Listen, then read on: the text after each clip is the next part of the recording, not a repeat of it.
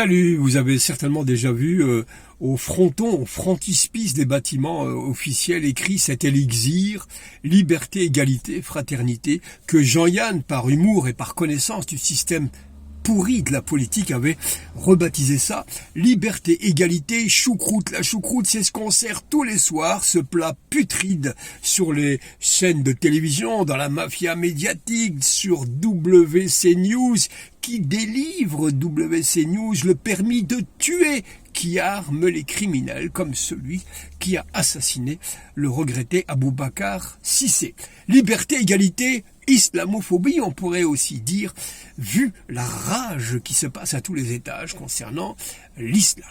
Eh bien, tout récemment, d'ailleurs, à l'Assemblée nationale, Madame Brande-Pivet, la Montespan, n'est-ce pas, la Pompadour, a refusé catégoriquement une minute de silence. Il a fallu que ça gronde et que ça tape sur les pupitres pour qu'elle accorde. Elle daigne accorder une minute de silence pour le meurtre d'Aboubacar Cissé.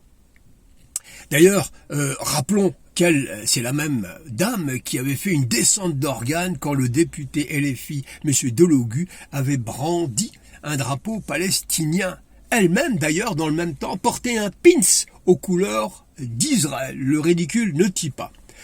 Dans la même fibre, M. Rotaillot Tataillou a refusé de se rendre dans la famille d'Aboubacar Cissé pour lui rendre hommage, comme il l'a déjà fait dans d'autres situations.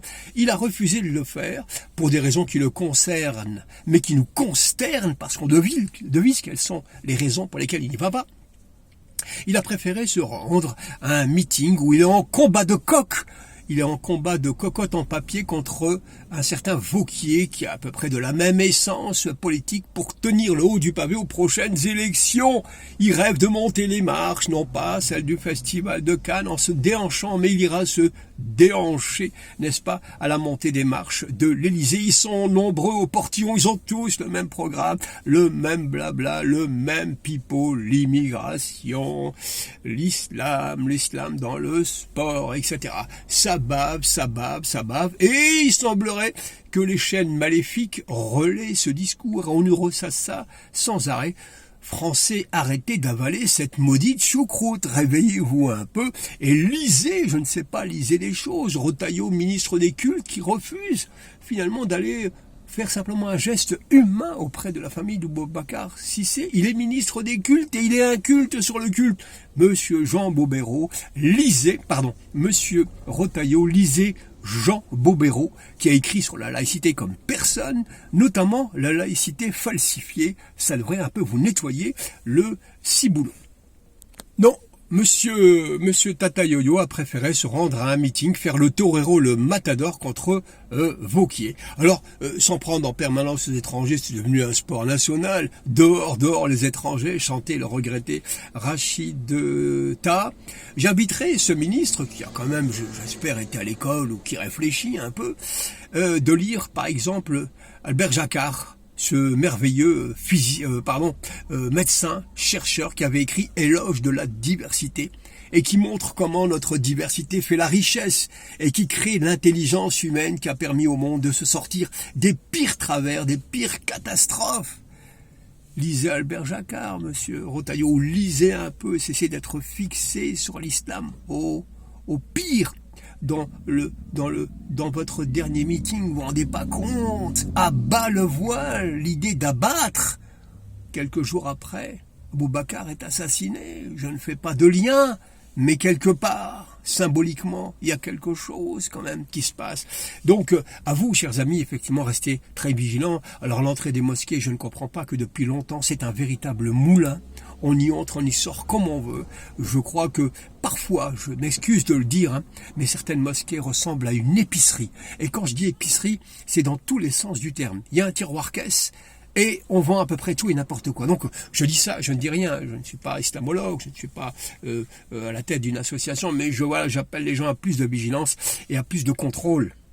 Et dans ce tumulte, dans ce bruit, dans ce brouhaha, on reproche aux Algériens de faire un devoir de mémoire. 132 ans d'histoire et de massacre, on interdit aux Algériens de vous instrumentaliser tout cela. Mais attendez, la France n'a été occupée que 5 ans, et pourtant, tous les soirs, on a droit à un reportage, à un film qui ressasse ces 5 ans d'occupation. 5 ans d'occupation, l'Algérie, 132 ans, une kyrielle, une suite de massacres, et on reproche aux Algériens de réclamer des comptes à la France. Mais on va où ? Là, pendant des années, la France a réclamé des comptes à l'Allemagne et l'Algérie n'aurait pas le droit de le faire. Il y a 2 poids 2 mesures qui vient s'inscrire dans ces relents d'algérianophobie et d'islamophobie. Alors, M. Retailleau et d'autres sont peut-être nostalgiques. De là à ce qu'ils rebaptisent la place Beauvau, où se trouve le ministère de l'Intérieur, en place Bugeaud.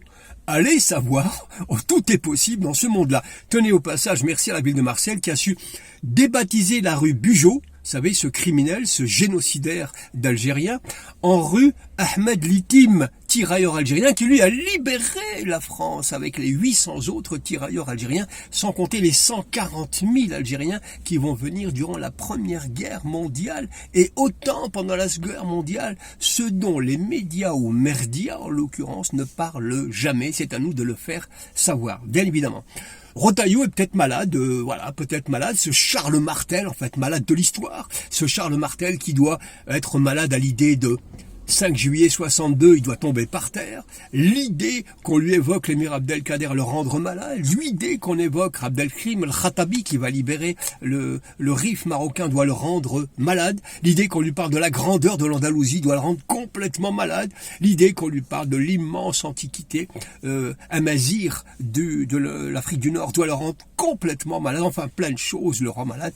Dieu merci. Pour se satisfaire, il a peut-être parfois quelques toutous, quelques chiens à maman qui viennent lui embrasser la main, genre les gens du MAC qui sont doués pour ce genre de choses. Comment on fabrique l'islamophobie ? Bien, avec tout ça, des reportages, une redondance de choses creuses, de haine ressassée comme WC News qui arme la main des voleurs, qui donne des permis de tuer. Et M. Retailleau, dans un discours qui parle d'abattre le voile, abat le voile quelques jours après, un dingue hystérique va assassiner le pauvre Aboubacar Cissé. C'est vous dire qu'il y a une ambiance malsaine et que je vous invite à la plus grande vigilance. Et puis surveillance des mosquées, évidemment, parce qu'il y a des mosquées, c'est un véritable moulin, quand ça n'est pas une épicerie. Suivez mon regard, à bon entendeur. La fabrique de la haine, c'est avec les chiens de garde qu'on les fait, donc les animateurs radio, le micro dégoûtant des uns et des autres participent de tout cela. Venir manger le pain des Français, par exemple, ça existe, bien entendu. Faire d'arrivistes illettrés et incultes comme Bardala un présidentiable, ou d'une Marine Le Pen une présidentiable, ou le Sarkozy aussi qui a montré son vrai visage, puisqu'aujourd'hui le tolard a des bracelets, etc. Ou alors aussi en disant que les Français, les petits Français se font voler leur petit pain par les petits musulmans. Souvenez-vous de la mythomanie, du crachat énorme de Jean-François Copé pour essayer d'exister, celui qui voulait aussi parler de racisme décomplexé. Ouais, décomplexé, c'est bien le problème des complexés, justement, des ultra-complexés. D'ailleurs, en parlant de vol, Copé devra bien effectivement d'abord balayé devant sa porte, puisqu'il est accusé d'avoir pendant 3 ans fait payer à la municipalité de Meaux 126 000 € par an de taxis indus. Ça fait près de 400 000 €, donc avant de parler des autres. Vous aurez compris que pour se refaire une virginité, une santé, les hommes politiques ont trouvé le truc, c'est l'islam. Alors moi, je vais leur dire un truc très simple. Messieurs les politiques, les Ciotti qui a détourné 500 000 € pour sa maman, et les autres, si vous voulez vous refaire une santé, si vous voulez vous refaire une nouvelle rondelle, eh bien il y a des cliniques pour ça. Ils vont vous fabriquer une nouvelle virginité, une nouvelle rondelle, et lâchez-nous la grappe, et pardon de la petite vulgarité.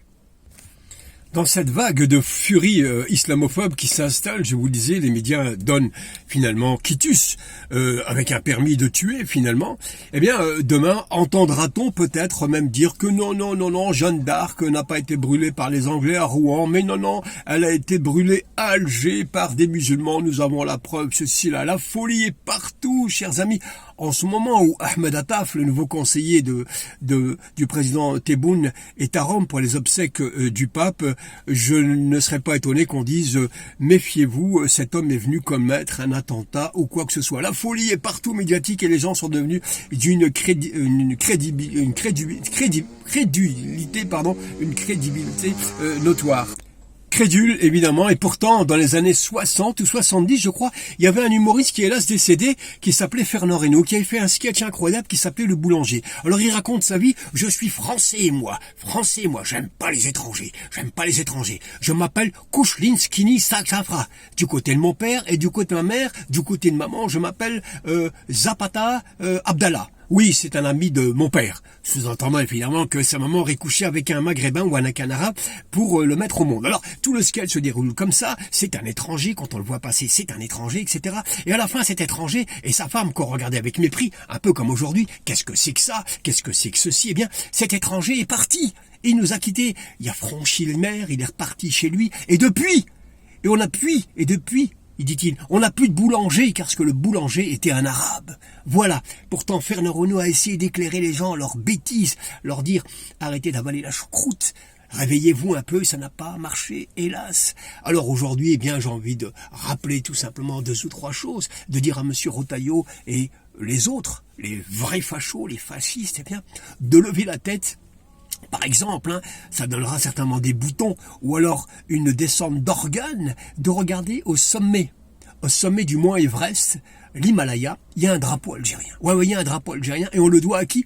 Bien pas un alpiniste professionnel, il s'appelle Nadir Damdoum, qui a fait beaucoup de choses, qui a été en Irak quand c'était dangereux, il a été en Palestine pendant l'intifada, c'est un journaliste. Eh bien Nadir Damdoum est monté sans moyen aucun, planter le drapeau algérien là-bas, au sommet du monde, au toit du monde, et donc monsieur Rotaillot, regardez un peu là-bas, au lieu de regarder le trottoir médiatique et d'y passer votre vie. Allez respirer l'air des montagnes, venez chez nous, il y a beaucoup de montagnes, il y a tout ce qu'il faut, et éloignez-vous des infâmes studios télé. Je vous remercie infiniment, chers amis, n'oubliez pas de partager, et j'attends évidemment vos commentaires. Merci infiniment.